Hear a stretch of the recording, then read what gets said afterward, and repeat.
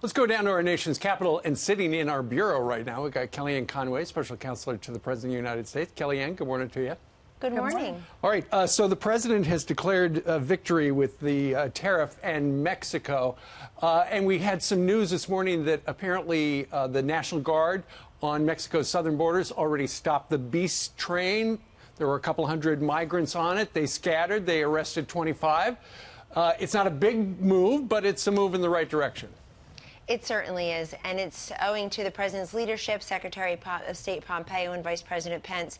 They really hammered out a great agreement with Mexico, and there are new features to this because look at the last week in May. We had apprehensions of 5,800 people or crossings of 5,800 people in one day at the border. If that happened every single day, you'd be close to 2 million illegals coming this way just this year alone. So Mexico took the president's tariff threat very seriously, and they're starting to take enforcement at their southern border seriously. This is important to both countries. We now have Mexico doing more than the Democrats who work behind me on Capitol Hill on securing our southern border. Really, this is something the president's been working on for a while, remain in Mexico, allowing the asylum seekers to stay in Mexico while their claims are being processed.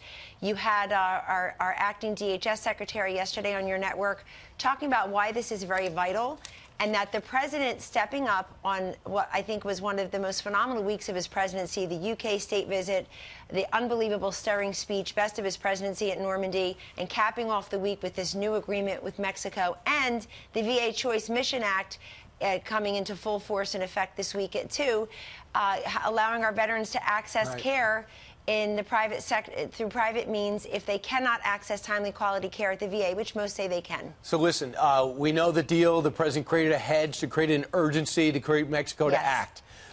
There's two things that we do not know yet that Tom Homan indicated this morning that his sources say that there's a third country provision in this that's been discussed that you're starting to write up where whatever country you get to first, not ours, you go back to or stay in that country. So could you tell us that, and if there's an agricultural purchase also involved in this deal, because we hear differing things. I can't talk about all the details yet, and obviously there are some mechanisms that Mexico will need to take care of on their end. But I will comment on the general principle and of the third country. So this would mean that if you're coming through Central America from the Northern Triangle countries, you've got to go through Mexico to get to the United States. The third country means you get to Mexico and you remain there instead of coming all the way up to our southern border. That is very enticing to many people who say that, well, if you're claiming, if you're leaving your home countries because you're claiming asylum, you're making a fear claim, then stay in Mexico, where Mexico has agreed in the past to provide safe passage and economic opportunity and to meet the needs of the individuals who are there waiting for their asylum claims to be processed. So why not just stay there? That is something we've been talking about for quite a while. Really, it's been part of the president's strategy from the beginning. I'd say for the 4 years he's been running and being president. And here's why. The people behind me at the Capitol, they can fix three things quickly but refuse to. The TVPRA, so we stop recycling these young kids that are being used by people they're not related to, because, you know, if you come with a kid, you're going to get it's easier passage into our country. They can also fix our asylum laws. They can do this on their own, but they fail to do that. And they can also tweak the Flores Agreement or fix the Flores Agreement, which means that we can't, the Flores decision, it's a judicial decision, we can't hold people for more than 21 days while we're processing their claims. We have to release them into the interior of the U.S. So failing to do all that, the president has taken matters into his own hand, talking to Mexico, and we're very pleased with this agreement. Look, it has an enforcement mechanism. It has an enforcement feature to it because these tariffs can go on at any time. Secondly, as Kevin McAleenan said just yesterday, he's never seen this type of law enforcement robustness. There's something very different in the way the Mexicans have responded to this this latest negotiation and agreement that feels and looks differently than the past. Okay. Kellyanne, the president tweeted out, he said, we have fully signed and documented another very important part of the immigration and security deal with Mexico, one that the U.S. has been asking about getting for many years. It will be revealed in the not-too-distant future and will need a vote by Mexico's legislative body. We do not anticipate a problem with the vote, but if for any reason the approval is not forthcoming, tariffs will be reinstated. Yes. He's teasing another deal, it sounds like. What is this about? Well, I was alluding to that earlier, Ainsley, there are things that Mexico will need to do. I'm not here to talk about all of that. The president and others will reveal that in due time.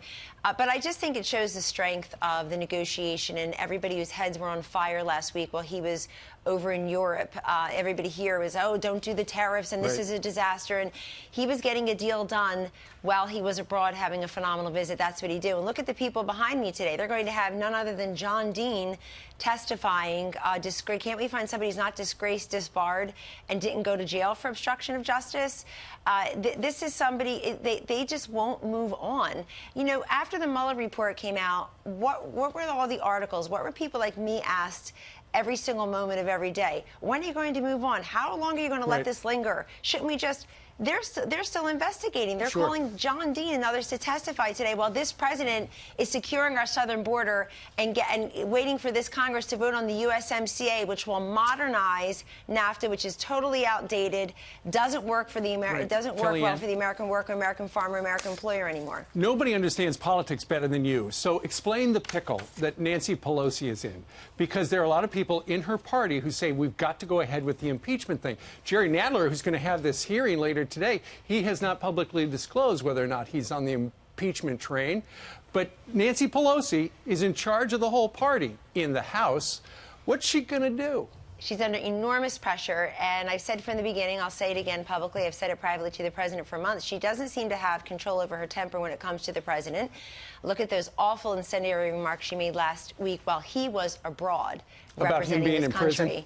Yes, a complete disgrace, and then has the audacity at Normandy, sitting steps away from us, to say, oh, well, I don't talk about the president when I'm in a foreign country. That's my principle. But she had talked about the president while he was in a foreign country on a state visit. So she doesn't have control over her temper when it comes to the president, and she doesn't have control over her caucus, to your point. There are 31 Democrats who represent districts that Trump-Pence won in 2016. So they have a very different view about what should be going on than those who are, as she said, are in very safe districts. Remember when she said this glass of water can win their districts? She really brushed back a lot of those out-of-control freshmen who are pushing her. I read a report just this morning that people want Alexandria Ocasio-Cortez to maybe primary Jerry Nadler, or Chuck Schumer, I think it was. Primary, excuse me, Chuck, all the liberals in New York, Chuck Schumer, if he doesn't get on the impeachment train. So they're under enormous pressure. They're giving in to a bunch of people on cable TV who were waiting for Bob Mueller to get the job done that what's-her-name who lost the election couldn't do. And she just doesn't, and they're getting nothing done. The president's absolutely right. They wanted the do-nothing Congress wants a do-over on the Mueller report. They should be voting on the USMCA. They should be fixing the TVPRA. They should be fixing floors. And they should not be asking the president to spend $2 trillion more in wasteful spending. And Kellyanne, I believe and I've been accused of being naive, but I believe the USMCA does have a path to passage, correct? It does. And it does. In reality, you know Democrats. How do you see this playing out? We see it that way. There are many rank-and-file Democrats who have talked to our folks at the White House, have reached out to us.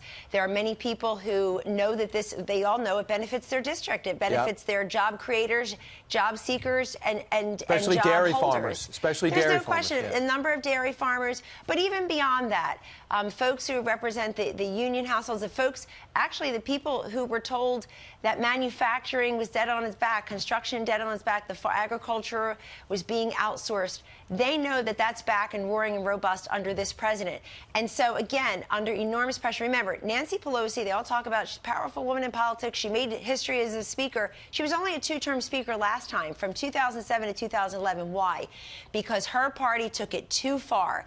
They got purged in 2011, many of them out of their seats because of their votes on Obamacare. If they do something like this again, if they go too far left or they don't do anything at all, she knows she'll be a one- or two-term speaker again. Okay. Stay tuned. We'll see. We want them to work. Oh, let me add one more thing because people wouldn't know this. Let me just give you a quick color commentary. Very quickly. I work on the opiate and drug crisis in the White House, as you know. We had every single Democrat vote in the legislation last year. That was wonderful. This week, my office is trying to get me up on Capitol Hill for our annual briefing of the senators and the House members. We can't get a room room in the House. Every time we reserve a room, now the Democrats who are in charge of that get rid of it. I want the taxpayers to know we at the White House can't get a room, no room at the inn in Nancy Pelosi's Congress to do a briefing on a progress report on a piece of legislation that passed with every Democratic vote. Do they want to keep this issue alive in 2020, or do they want to get more Americans into treatment and get them off of drugs? Wow. Go ask your member of Congress. They're using it for John Dean's makeup room. So Yeah, he's got to no, get it's ready really for his big, something. 2 o'clock in the afternoon. I've never been disbarred. I passed four state bars, never been disbarred, never went to jail for obstruction of justice, and don't plan on it. But they're picking their lawyers from TV now. Remember, he also tried to derail Brett Kavanaugh's nomination. We remember. He's not a credible person. Thank you. Kellyanne. Have a great day. Thank you. You too.